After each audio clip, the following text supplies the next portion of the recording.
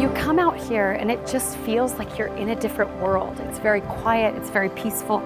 There's a large equestrian community not too far from here in Frailes, right? Yeah, it's amazing. Actually, it's beautiful. There's several doing in this cute, cozy.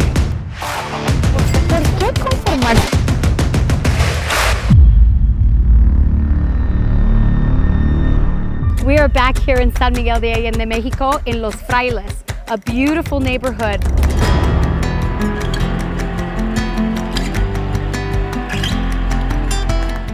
And we're checking out a lot. So Benjamin, tell us a little bit about what it's like selling a lot or a house in Mexico. It's actually quite different from the States. In the States, everybody's on the MLS and almost every property is sold through the MLS. There are agencies that do paid advertising and that does help move properties. But by and large, most of it is done on the multiple listing service.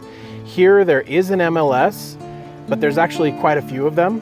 And so you actually have to list your property on a variety of websites. But we actually find that doing really interesting advertisements, custom advertisements, and then doing this paid advertising is what makes the difference between connecting to a buyer to a seller. Mm-hmm. So if you haven't been over here to Los Frailes in San Miguel de Allende, we'll just show you so you can kind of get a sense of what it looks like. This lot that you can see behind us is quite large, actually.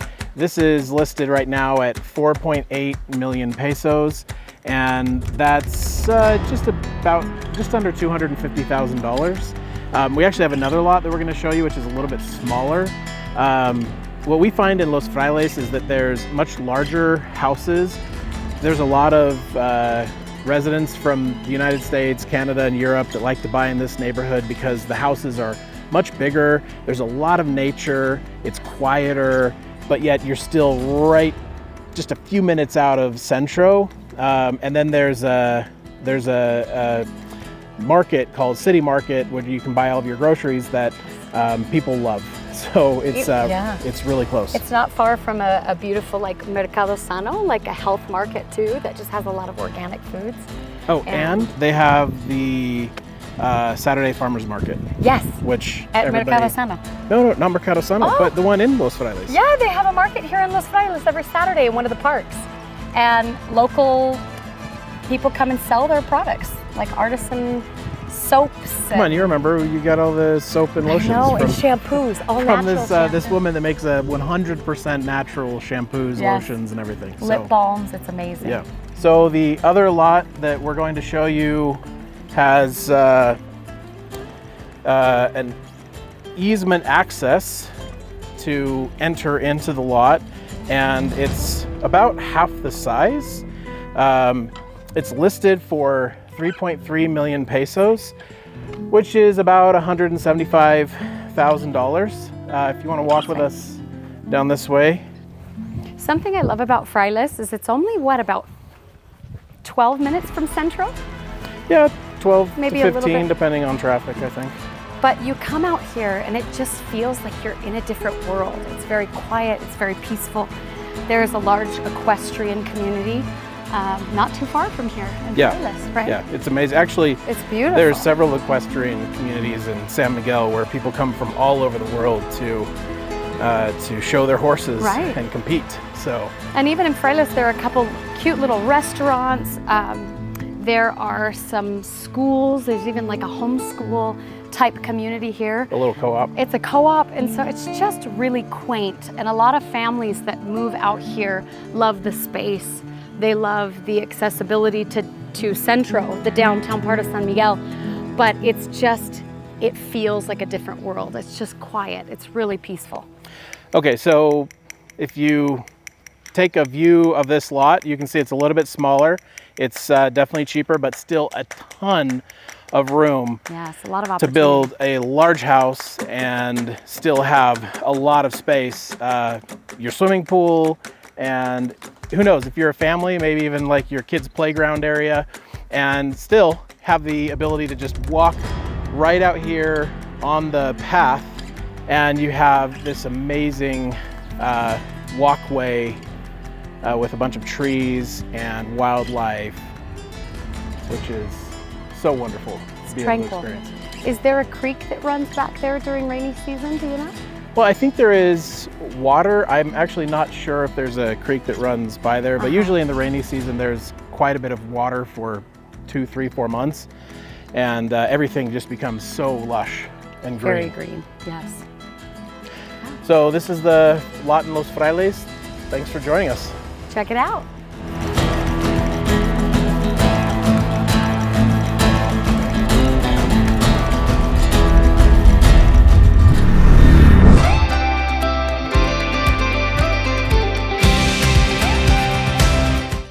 We hit the road from San Miguel de Allende and made the 14-hour drive all the way to San Antonio, Texas, crossing the border at Eagle Pass. Our destination, the Pearl District. It's one of our favorite places to explore for inspiration and a perfect blend of history, architecture, and modern design. Hey y'all! Today we are in San Antonio, Texas in the beautiful Pearl District. So come along with us as we check out the shops, restaurants, beautiful architecture, and we'll see what San Antonio has to offer.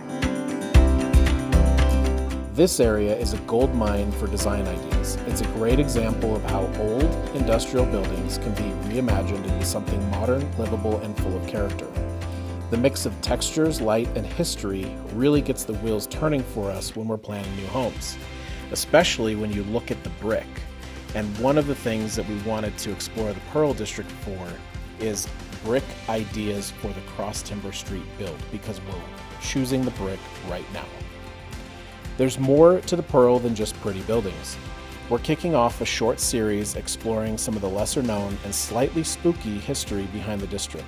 Think murder mystery and eerie legends woven into the fabric of this neighborhood. If you're into architecture and true crime, you're going to want to stick around for future episodes. Originally built in 1883, the Pearl Brewery operated for over 100 years. After it closed, it was transformed into one of the most vibrant cultural districts in Texas.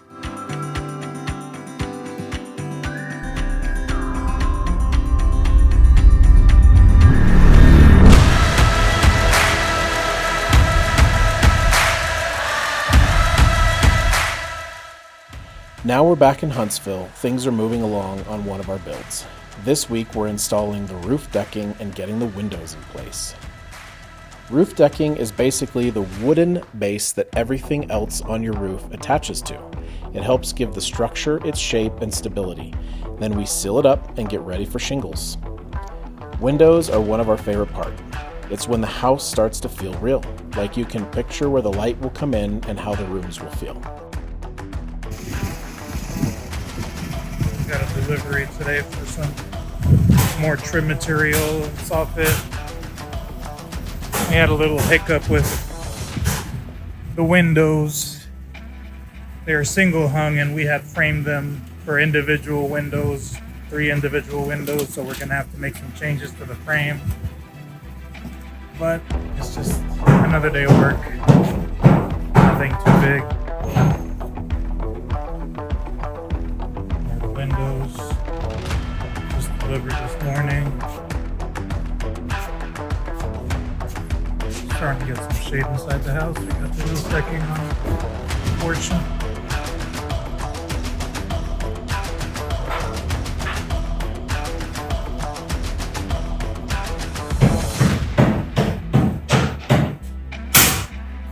Finishing up some of the cornice and trim as well on the inside.